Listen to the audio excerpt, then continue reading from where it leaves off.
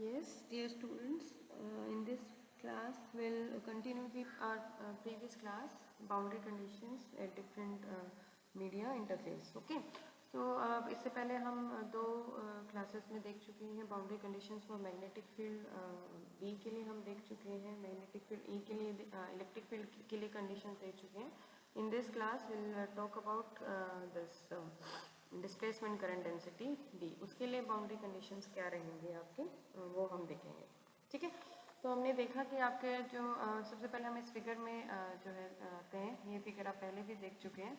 Okay, तो यहाँ पर इस फिगर में आप देखेंगे हमने एक पिल बॉक्स जो है वो लिया, वॉल्यूम उसका जैसे अगर V कंसीडर किया, और हमने इसको इसका जो कर्व सरफेस है, जो सरफेस इसको इस पूरे वॉल्यूम को, इस पिल बॉक्स के पूरे वॉल्यूम को जो इनक्लोज किए हुए हैं, उसको हमने 4 हिस्सों में बांटा है, S1, S2, S1 prime and S2 prime. S1 क्या है, यहाँ पे ये मीडियम 1 है, इधर नीचे जो है ये मीडियम 2 है. ठीक है, S1 आपका जो ये सरफेस है, जो टॉप सरफेस है वो है, और नीचे जो है आपका बॉटम जो सरफेस है S2 वो है. और S1 प्राइम क्या है, जो आपके मीडियम 1 में जो ऊपर आपका जो कर्व सरफेस ये रह गया, जो इसको बाउंड ऐसे ये गोल सिलेंडर जो है, इसका जो शेप बनेगा, कर्व सरफेस जो है ऊपर मीडियम 1 में S1 प्राइम है, और नीचे जो कर्व सरफेस मीडियम 2 में रह गया उसको हमने S2 प्राइम बोला है. ठीक है, और इस पिल बॉक्स की हाइट जो है हमने डेल H जो है अज्यूम की है, और यहाँ पे ये आपका हो गया है इंटरफेस. तो यहाँ पर ये आपका मीडियम 1 में मैग्नेटिक फील्ड B1 और normal to this surface S1 जो है हमने N1 वेक्टर एज्यूम किया है. ठीक इसी तरीके से N2 वेक्टर, ये यूनिट वेक्टर है. ठीक है, और यहाँ पे ये B2 जो है magnetic field in second medium. ठीक है, तो अब इसी जो फिगर को ध्यान में रखते हुए जो है हम बाउंड्री कंडीशन देखेंगे for displacement current density D. Okay, तो हमने देखा कि मैक्सवेल्स की जो फर्स्ट इक्वेशन जो है वो हमें याद होनी चाहिए इसके लिए, कि del dot D is equal to rho होती है. मैं दोनों तरफ वॉल्यूम इंटीग्रल अगर लेती हूँ तो आपका ये बन जाएगा del dot D dV volume integral, इधर रो dV वॉल्यूम इंटीग्रल. ठीक है, अब यहाँ पे ये क्या है, डाइवर्जेंस. ठीक है, डेल डॉट D जो है हमने डाइवर्जेंस लिया हुआ है D वेक्टर का, तो उस पर हम डाइवर्जेंस थ्योरम अगर अप्लाई करेंगे तो वॉल्यूम इंटीग्रल से हम सरफेस इंटीग्रल की फॉर्म में लिख सकते हैं कि अगर हमने किसी वेक्टर का डाइवर्जेंस का वॉल्यूम इंटीग्रल लिया हुआ है, so that will be equal to the close surface integral of that vector. ठीक है, over the surface S which is enclosing this volume V. तो हमने यहाँ पे जो पिल बॉक्स जो हमने लिया था, ठीक है, इसका वॉल्यूम अगर मैंने V अज्यूम किया हुआ है, और इसको जिस सरफेस ने इनक्लोज किया हुआ है टोटल सरफेस, ठीक है, तो टोटल सरफेस यहाँ पे कितना बना हुआ है आपका S1 और S2 और S1 prime plus S2 prime से मिलके आपका जो है ये सरफेस बना हुआ है जिसने इस पिल बॉक्स के वॉल्यूम को इनक्लोज किया हुआ है. ठीक है, तो यहाँ पर ये जो डेल डॉट dV जो है इसको सरफेस इंटीग्रल के फॉर्म में हम लिख सकते हैं. तो ये जो इक्वेशन जो है आपकी बन जाएगी del dot D dV is equal to D dot n cap ds, and this is equal to आपका volume integral of your rho dV. Rho क्या है यहाँ पे, charge density, charge per unit volume. ठीक है, ऐसे ही अगर आपको यहाँ से Q अगर लिखना है तो क्या होगा, रो इंटू वॉल्यूम. अगर हमारे पास वॉल्यूम चार्ज डेंसिटी तो हम वॉल्यूम से मल्टीप्लाई करते हैं, and this must be equal to sigma S. अगर हमारे पास सरफेस अगर एरिया है और सरफेस चार्ज डेंसिटी, तो हम सरफेस से मल्टीप्लाई करके भी इस चार्ज को कैलकुलेट कर सकते हैं. तो इसी प्रॉपर्टी को हम आगे यूज करेंगे. अब हम जो है आपका जो कंट्रीब्यूशन जो है यहाँ पे, ये जो क्लोज सरफेस था हमने कहा था S जो है 4 हिस्सों में हमने बांटा हुआ है, तो अब इसको हम एक लीनियर के फॉर्म में लिखेंगे. S जो है इस इंटीग्रल को अगर हम ओपन करेंगे कि इसमें कौन कौन से कंपोनेंट्स जो है हमारे कंट्रीब्यूट कर रहे हैं, तो S1 सरफेस से कंट्रीब्यूशन आ रहा है S2 से, और इसी तरीके से S1 प्राइम और S2 प्राइम से आएगा. तो S1 और S2 क्या थे, बॉटम और जो टॉप जो आपका सरफेस था, यहाँ पे ये S1 था और नीचे मीडियम 2 में S2 था, है ना. तो यहाँ पर ये आपका D1 और ये N1 क्या था, नॉर्मल कंपोनेंट 2S1. ठीक है, यहाँ पे, और S2 के नॉर्मल कंपोनेंट क्या था आपका N2. तो ये सब लिखते हुए हमारा जो है हमने लिखा this is equal to rho dV. ओके, तो हमने क्या किया, मैक्सवेल की फर्स्ट इक्वेशन यूज की और गॉस डाइवर्जेंस थ्योरम यूज करके हम इस कंट्रीब्यूशन पे पहुंच गए हैं. ठीक है, अब हमें क्या देखना है, हमें तो इंटरफेस पे देखना है वेरिएशन आपका D जो है वो किस तरीके से वेरी कर रही है. तो इंटरफेस के लिए हमें अगर वेरिएशन देखना है तो जैसे हमने पहले किया है कि इस सरफेस S1 को तो हम यहाँ इस इंटरफेस के पास लेके जाएंगे, ऐसे ही S2 को भी हम इस इंटरफेस के पास लेके जाने की कोशिश करेंगे, सो दैट आपका जो डेल H जो है, इसकी हाइट जो है del H that will tend towards 0. हम ये कहें कि पिल बॉक्स की हाइट को हम 0 कर देंगे तो S1 जो है वो बिल्कुल इसके ऊपर आ जाएगा, इसी तरीके से S2 भी इसके ऊपर आ जाएगा, यहाँ पे ये जो चीज़ें रह जाएगी. ठीक है, तो उस केस में क्या होगा, आपका डेल एच की वैल्यू जो है that will tend towards 0, okay. और आपका S1 प्राइम और ये जो कर्व सरफेस जो था S1 प्राइम और S2 प्राइम वो खत्म हो जाएंगे, ठीक है। उनका वैल्यू भी S1 prime will also tend towards 0, similarly S2 prime will also tend towards 0, okay. तो यहाँ से ये जो कंट्रीब्यूशन जो थे आपके S1 प्राइम और S2 प्राइम के की वजह से आ रहे थे वो तो आपके हो जाएंगे 0, ठीक। सिर्फ ये आपका बचेगा, सिर्फ ये is equal to rho d v आपका बचेगा। तो हमने इसको लिख दिया है इस तरीके से S1 d1 dot n cap ds S2 d2 n2 cap ds is equal to, अब यहाँ पे रो dv जो था यहाँ पे ये वॉल्यूम इंटीग्रल था, तो चार्ज सरफेस डेंसिटी जो है आपकी उसको यूज करते हुए अगर हम सरफेस चार्ज डेंसिटी ले रहे हैं तो ds से मल्टीप्लाई करेंगे और यहाँ पे ये हमारा एरिया जो है आपका, या हम कहें कि सरफेस के ऊपर इंटीग्रेशन जो है हमारा आ जाएगा। वॉल्यूम से हमने सरफेस में लिख दिया, क्यों, रो जो है क्यू जो है that is equal to rho dv is equal to sigma ds हमारा होता है। आप चार्ज को अगर वॉल्यूम चार्ज डेंसिटी से कैलकुलेट कर लो या सरफेस चार्ज डेंसिटी से कैलकुलेट कर लो, तो आपका जो है पूरा इंटीग्रेशन आप लोगे तो होल सरफेस के ऊपर जितना उसका एरिया होगा सिग्मा इनटू ये आपका टोटल चार्ज q जो है वो आ जाएगा, है ना। इस प्रॉपर्टी को यूज करते हुए हमने देखा, अब यहाँ पर ये S1 जो है आपका सरफेस और इसका नॉर्मल कंपोनेंट, ठीक है, ds का नॉर्मल कंपोनेंट, तो ये पूरा सरफेस क्या S1 बन जाएगा, ठीक है। इसी तरीके से इधर S2 बन जाएगा, तो d1 dot n1 S1 plus d2 n2 S2, ठीक है ना। ds जो है यहाँ पे इधर S1 बनेगा, ds इधर इंटीग्रेशन करेंगे तो ये आपका कंप्लीट जो सरफेस वो बनेगा S2 बनेगा, ठीक है, is equal to sigma A, okay. अब एरिया जो है अगर मैं ये कहूँ कि S1 is equal to S2 is equal to A, common area है इक्वल, तो यहाँ पे ये a इधर a और यहाँ पे ये जो a था ये इधर आ जाएगा, ठीक है। तो आपका ये जो है कैंसिल आउट हो जाएंगे तीनों, ठीक है। d1 n1 cap plus d2 n2 cap is equal to sigma जो है आपका बच गया, ओके।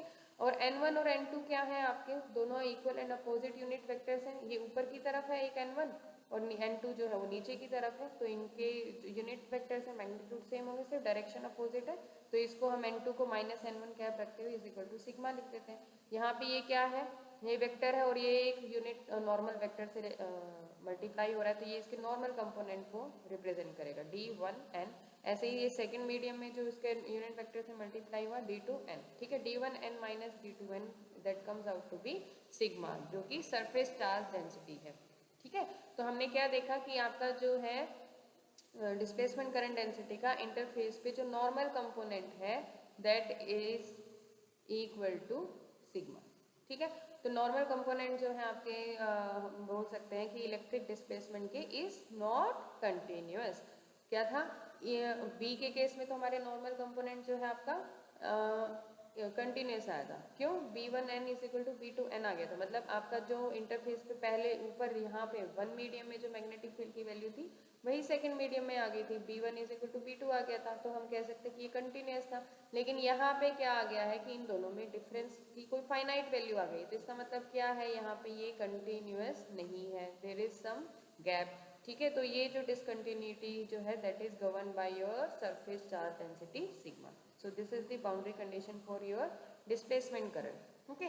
similarly इसी तरीके से अगर हम H मैग्नेटिक इंडक्शन के लिए इंटेंसिटी देखना चाहें, ठीक है, तो क्या होगा, हम मैक्सवेल की फोर्थ जो इक्वेशन है उसको कंसीडर करेंगे, मैक्सवेल की फोर्थ इक्वेशन, और दोनों तरफ हमने सरफेस इंटीग्रल जो है लगा लिया। अब सरफेस क्या चूज करना है, ठीक है।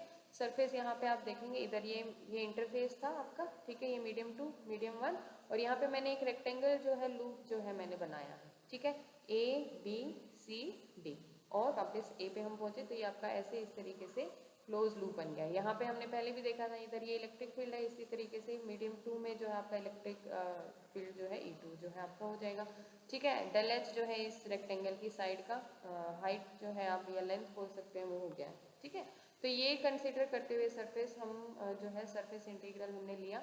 अब यहाँ पे ये क्या है, कर्ल है, तो कर्ल जहाँ पे होता है वहाँ पे हम यूज करते हैं स्टोक्स थ्योरम। अब स्टोक्स थ्योरम क्या बोलती है कि कर्ल ऑफ ए वेक्टर अगर हम उसका सरफेस इंटीग्रल ले रहे हैं तो वो उसके लाइन इंटीग्रल के बराबर होगा, वेक्टर के लाइन इंटीग्रल के बराबर होगा ओवर अ क्लोज लूप। अब वो लूप कौन सा होगा, यहाँ पे दे दिया इन्होंने ABCD, ये जो रेक्टेंगल जो हमने लिया था यहाँ पे ABCD, ये इसका पूरा एरिया था, ये इसका सरफेस एरिया था, और इसका क्लोज लूप जो है इनक्लोज किया हुआ है किसने, इस ABCD एक लाइन जो है हम बना ले कि A से B पे जाएं, B से C, C से D एंड D से A, तो ये क्लोज लूप ने इस पूरे रेक्टेंगल के सरफेस को इनक्लोज किया हुआ है।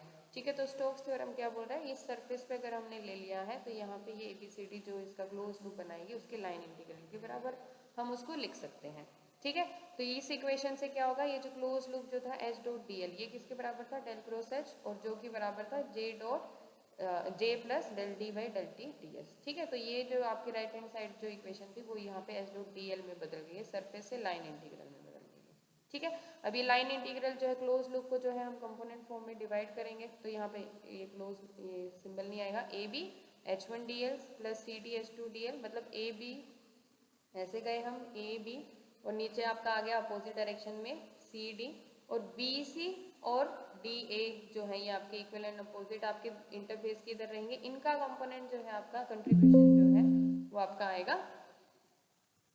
ओके, तो यहाँ पर हमने देखा कि ये जो है AB और CD जो है आपके इक्वल एंड अपोजिट डायरेक्शन में है, और ये आपका सरफेस इंटीग्रल के बराबर हो गया। ठीक है, तो यहाँ पर अगर हम ये कहें कि इंटरफेस पे हमें लेके आना, तो इंटरफेस का लाने का मतलब क्या है कि मैं AB को यहाँ पे इंटरफेस के पास लेके आऊँ, इसको पास लेके आती रहूँ, इधर से ऐसे CD को इसके पास लेके आती रहूँ ऐसे, तो इनका क्या है, ये जो डेल H की जो वैल्यू थी दैट हैज टू बी 0। ठीक है, इसको हम टेंड्स टुवर्ड्स 0 कर रहे हैं, तो AB और CD जो है आपके इंटरफेस पे आ गए, और AB और CD क्या है, आपके टेंजेंशियल डायरेक्शन को रिप्रेजेंट कर रहे हैं। तो हम क्या बोल सकते हैं कि H1DL जो है टेंजेंशियल कंपोनेंट तो आपका रहेगा, लेकिन जो आपके परपेंडिकुलर नॉर्मल कंपोनेंट का जो डायरेक्शन है BC और DA वो 0 हो जाएगा, क्योंकि आपकी हाइट जो है वो 0 हो रही है, तो BC जो है वो 0 हो रहा है, और आपका इधर से DA जो है that is also tending towards 0, तो इनका कंट्रीब्यूशन नहीं आएगा, आपका सिर्फ AB और DC का जो है कंट्रीब्यूशन रह जाएगा और इक्वल एंड अपोजिट। ठीक है, तो इस तरीके से DL जो लेंथ जो यहाँ पे H1 डॉट DL जो है कंप्लीट लेंथ क्या बनेगी आपकी AB, तो इसको हम H1 डॉट AB लिख सकते हैं, इसी तरीके से CD में यहाँ पे CD लिख सकते हैं। ठीक है, दोनों एक दूसरे के अपोजिट है AB और CD, तो यहाँ पे H1 dot AB minus H2 dot AB आ जाएगा, और यहाँ पे ये जो इधर जो चीज थी इधर ये J का यहाँ पे देखिए नॉर्मल कंपोनेंट है DS। ठीक है, डिस्प्लेसमेंट करंट डेंसिटी का रेट चेंज जो है दैट विल टेंड टुवर्ड्स 0, यहाँ पे ये जो चीज बचेगी सिर्फ JS परपेंडिकुलर डॉट AB बचेगा। AB क्या है यहाँ पे आपका जो कंट्रीब्यूशन आपका जो आएगा। ठीक है, तो कंट्रीब्यूशन हमने देखा सरफेस का नॉर्मल कंपोनेंट का हमने देखा है, BC का तो 0 हो गया, सिर्फ AB का बचेगा, तो यहाँ पे JS perpendicular means current density, surface current density जो है उसका परपेंडिकुलर जो कंपोनेंट है सिर्फ वो बचेगा। ठीक है, तो यहाँ पर जो है इसको हमने J जो यहाँ पर ये जो था J और इसका नॉर्मल कंपोनेंट AB का सरफेस एरिया जो है उसका नॉर्मल कंपोनेंट जो है हमने देखा that will be AB। Okay, तो यहाँ पे H1 dot AB minus H2 dot AB is equal to JS perpendicular dot AB बच जाएगा, और हम कह सकते हैं कि यहाँ पे AB और AB यहाँ पे सिर्फ टेंजेंशियल कंपोनेंट को AB जो है यहाँ पे ये टेंजेंशियल डायरेक्शन को रिप्रेजेंट कर रहा है, तो H1T minus H2T is equal to JS perpendicular आपका रह जाएगा, और हम कह सकते हैं कि मैग्नेटिक इंडक्शन जो है उसका टेंजेंशियल कंपोनेंट जो है वो कंटिन्यूअस नहीं है, there is a discontinuity and this is equal to JS perpendicular. ठीक है, लेकिन हम कई बार देखते हैं कि आपकी ये जो चीज़ें तभी पॉसिबल है अगर आपकी कंडक्टिविटी जो है वो बहुत ज़्यादा लार्ज होती है, लेकिन इन जनरल ऐसा नहीं होता है। डाइलेक्ट्रिक्स के केस में और फाइनाइट कंडक्टिविटी के केस में JS परपेंडिकुलर जो है दैट इज ऑलवेज 0, तो हम बोल सकते हैं H1T minus H2T is equal to 0, और हम कह सकते हैं कि H1T is equal to H2T means tangential component of H is continuous. ठीक है, ये डिसकंटिन्यूअस कब होना चाहिए था, अगर आपकी सरफेस करंट डेंसिटी जो है फाइनाइट वैल्यू होती, ये तब पॉसिबल है जब बहुत ज़्यादा लार्ज वैल्यू आपकी अगर है। ठीक है, लेकिन ऐसा नहीं हो पाता है, इंटरफेस पे जो है आपकी ये JS परपेंडिकुलर जो कंपोनेंट जो बचा है आपका दैट इज ऑलवेज 0, तो हम बोल सकते हैं H1T is equal to H2T। तो मैग्नेटिक इंडक्शन जो है that is also a continuous quantity across the interface. तो हम चारों को अगर समराइज करें तो B जो है उसका नॉर्मल कंपोनेंट जो है normal component of B is continuous. ठीक है, E का क्या होगा, tangential component of E is continuous. D का लेकिन क्या रहेगा, normal component of dielectric displacement is not continuous.